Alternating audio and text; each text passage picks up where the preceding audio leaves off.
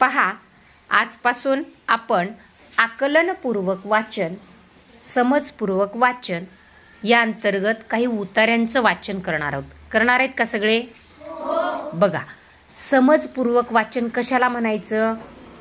वाचलेलं सांगता आलं पाहिजे की आपण काय वाचले. मग आता आज आपण सुरुवात करणार आहोत आपल्या आरोहीपासून.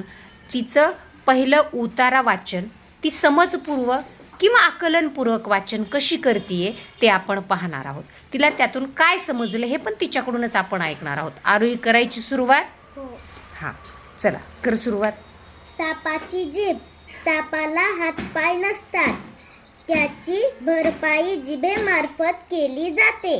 जिभेचे 2 भाग झालेले असतात. साप जेव्हा सरपटत असतो तेव्हा जीभ बाहेर काढून हलवत असतो. त्यामुळे त्याला आजूबाजूच्या वस्तूंचे स्पर्शज्ञान होते.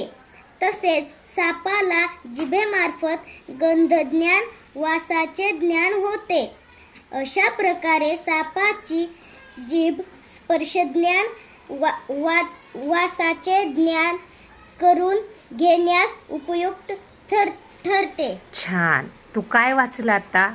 सापाची जीभ. त्याबद्दल तुला काय समजलं? त्याबद्दल माहिती समजली. आता त्याच्या खालचे प्रश्न तू वाचणार आहेस आणि त्याचे उत्तर सुद्धा तूच देणार आहे. तरच मला कळणार ना की तुला खरंच त्या उतार्यातून काय कळाले. चल, वाच पहिला प्रश्न. कोणाला हातपाय नसतात? सापाला हातपाय नसतात. छान. सापाच्या जिभेचे किती भाग झालेले असतात? सापाच्या जिभेचे 2 भाग झालेले असतात. छान. सापाला जिभेमार्फत कशाचे ज्ञान होते? सापाला जिभेमार्फत वासाचे ज्ञान होते. खरंच तिने आकलनपूर्वक वाचन केले असं तुम्हाला वाटतंय का रे? छान. कशावरून?